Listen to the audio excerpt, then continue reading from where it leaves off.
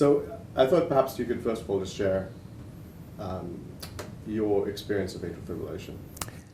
Well, in September of 1996, I all of a sudden developed atrial fibrillation, or irregular heartbeat, and I decided to go to the ER. And it was interesting. Everybody said, "Oh, you should have called 911." I think the main thing, one of the things I learned about atrial fibrillation, it's not a life-threatening problem. For me, it was a problem that I didn't like. I didn't like the feeling of it. It was uncomfortable for me. I didn't get sweaty. I had no chest pain. I was not short of breath. Anyway, I went to the emergency room and they tried medications, and that was unsuccessful, and then we had to do a cardioversion. For the next 3 or 4 years, I was on a beta blocker, a heart medication to slow my heart rate down. And I'd have breakthrough episodes, and Dr. Rodriguez would tell me to try to get this taken care of it within a timely fashion as soon as you could, because he didn't want the heart to keep remembering this rhythm. And so I would call him up and we'd make arrangements to be cardioverted, and we'd go to the hospital and I'd get cardioverted, and I would do fine.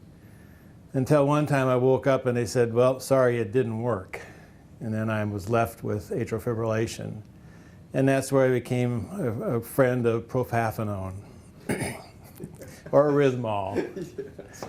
I was given that medicine, and I went home and went to a Little League party, and right during the middle of that party, it disappeared. I was back in a regular rhythm.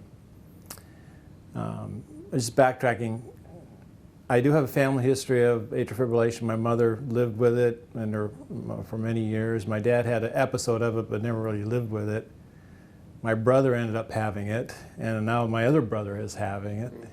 So 3 out of my 4 brothers have it, and my 4th brother has had little episodes of it. Anyway, at the time it started, I did drink a lot of caffeine. I was under stress because of my job, and I was drinking wine at dinner mostly, and I think those 3 factors were part of the problem. But anyway, for getting back to the erythmol, for the next 4 or 5 years, I would take the medicine and control it, but I have breakthrough episodes every once in a while. And fortunately for me, instead of having to go to the ER at that point, I'd take an extra pill under the advice of my doctor, of course. And advice of my own doctor, too. That was one perspective. Being a physician, I knew that I wasn't going to harm myself by taking a pill, so I didn't have to call Dr. Rodriguez every time I did it. So, and within a couple hours, I would convert back to normal. And thinking about that, I think the fact that, no, I'll skip that. So anyway, eventually I was getting more of these episodes, and the medicine was taking longer to work, and so in 2008 we decided to do the ablation procedure. Going back to the beginning, when we went through this process, talking to you, I know we talked about getting procedures done to have this. And when I first started having it, procedures weren't really available, and they were sort of crude, and you actually told me you wouldn't recommend it at that point. And so over about the 10 years that I had it, that you and others developed a procedure to ablate the atrial fibrillation. So it came to a point where I was getting tired of having to worry about going to bed at night, waking up and having to not be in it, and not converting, and have to go to the hospital. And if I was working, it was always stressful trying to find somebody to work for me. Sure. And because there's really an unpredictability. It was unpredictability. I didn't like it. I couldn't function. I was pretty much bedridden when I had it. Right. There was no relationship to exercise. No relation to exercise. At the end, I couldn't relate it to anything. It just happened. Right, because sometimes patients really do fret about what did I do to trigger this? But oh yeah, I always worried about that. Every time, what did I do? What did I do wrong to do this? Definitely. Right. But I think at some point, it just has a life of its own. Yeah, it is. But anyway, I think then we had the ablation therapy, and that was great in that I haven't had an episode since 2008, November 2008. I think I may have had a couple episodes of atrial flutter, but I have PVCs occasionally, but never gone into arrhythmias. What were your reservations about the procedure itself? What were you most concerned about? Well, I had heard in the old days they kept you awake the whole time. Yeah. That was my own reservation. If you put me to sleep, I had no reservations. In fact, I was more worried, I don't know what it was, I was more worried about the cardioversion than the ablation. I did not like to be cardioverted. Why was that? Why was that? I don't know. I don't know why. I always figured that my heart would stop and it'd never start up again. Yeah, and here's a person who watched who's performed cardioversions and witnessed so many. Yeah, it was always that was always a nightmare for me. I don't know why.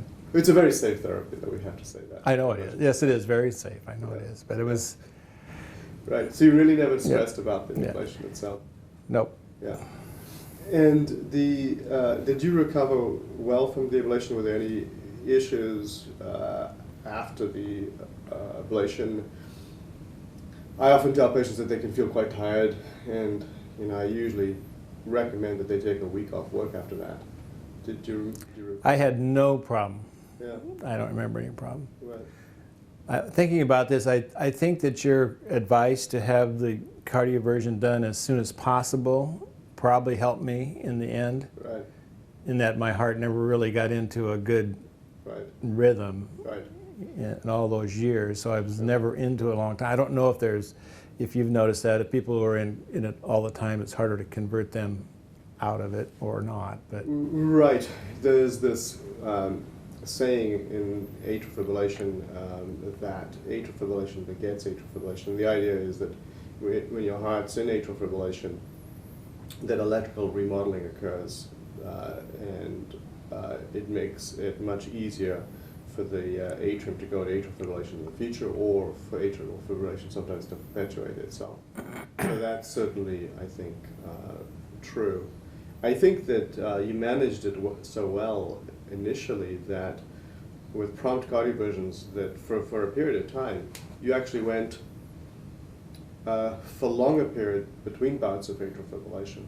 Right, they weren't that often. Yeah. I mean, they just come up at times, times you didn't want them to come up. You had to go to work the next day, or we were on our way to our cabin on Camino Island, and right around a holiday, and so I had to turn around and go back in and get cardioversion. It's a very inconvenient condition. Yeah.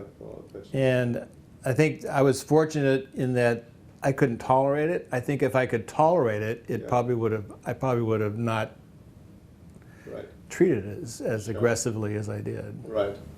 There's a stroke risk with atrial fibrillation. Did you ever get concerned about that? No. No. Okay. I think you managed it with aspirin therapy initially. Right. Yeah, we never. I think we must have gone on Coumadin that time. We couldn't cardiovert it, but I really don't remember ever being on Coumadin therapy. Right. I think just for a brief time around the procedure itself, you were on Coumadin, but that was it. One of the other things I didn't like about it was I didn't want to go anywhere. Travel with this problem is not fun. And actually, I went on a cruise, and I got on the boat at noon. By 6:30, I was in AFib. Oh, so I took my extra pill, and it didn't work. Oh boy! Until about 4 or 5 in the morning. Oh no! And then it worked. Yeah. But so the next morning, I went and talked to the ship's doctor. He didn't even know what rhythmol was. He said, "What would you have done?" He said, "Oh, we would have called the mainland, and they would have figured out what to do." I was thinking, they're going to put me on Coumadin. I'm going to sit on the boat this whole time. Right. I'm not going to be able to do anything. But fortunately, I was able to get out of it and never got hit. They had cardioversion capability, but you wouldn't have felt very confident. Oh, I don't think they had. I don't think they would have cardioverted me there. Is that right? Wow. So my impression, they would have put me on anticoagulant therapy, try to control my heart rate, and that was it. And wait until they got back to shore. Yeah, I assume that's what they would have done. Would have been a miserable cruise. I would hope they wouldn't do it in Mexico. I mean, I'd drop in Acapulco or something. So anyway, that was not much fun for me. Right. Now my brother, he's in atrial fibrillation. He tolerates it really well. Right. He doesn't even know he has it. I And then see. he's on Coumadin all the time. Right. So his therapeutic strategy is anticoagulation Mm-hmm. and then rate control. Mhm. Right. Yeah.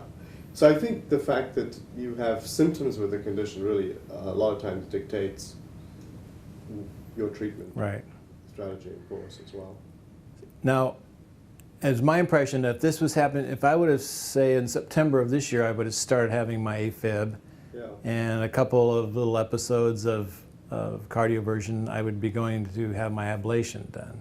Right. I mean, that would be, in my mind, that would be the ideal situation. Right. Right. You mean if the condition started for the first time now, Right. you would have Right. elected to have the procedure done. I think that's true, that there's been a paradigm shift where we are moving to curative therapy earlier than we have in the past, and that's on the basis of the success of the procedure and the safety of the procedure as well. I think that we still are conservative, and so for our patients, we still attempt some form of medical therapy to see whether the patient might be extremely well controlled by the drugs first, and if they fail that, then we move to therapy very quickly. Yeah, you know, we wouldn't now keep patients as waiting for a curative approach to that condition. I think, yeah. In your case, as you point out, when you first developed the condition, the procedure was really at a very preliminary stage of development, and there were a lot of concerns around risk. And but as the technology and knowledge improved, it became, you know, something that was a much more viable option for you. So, but I think your perspective on how you felt with the condition, how you managed it, and ultimately what led you to the point of saying, yes, I want to be cured, I think is great and is very helpful for other patients who have this condition, and because it's really a shared experience. Sometimes it's not always identifiable, but there is a strong genetic component to this condition, and so your perspective on that is helpful. That although in sometimes, at least at the beginning, there might have been some triggers, frankly, you were genetically programmed to develop atrial fibrillation. I know that, and I'm going to be curious to see what happens to my children, because I have this problem. My wife has another problem, which is premature atrial contractions. Yeah. And they love caffeine.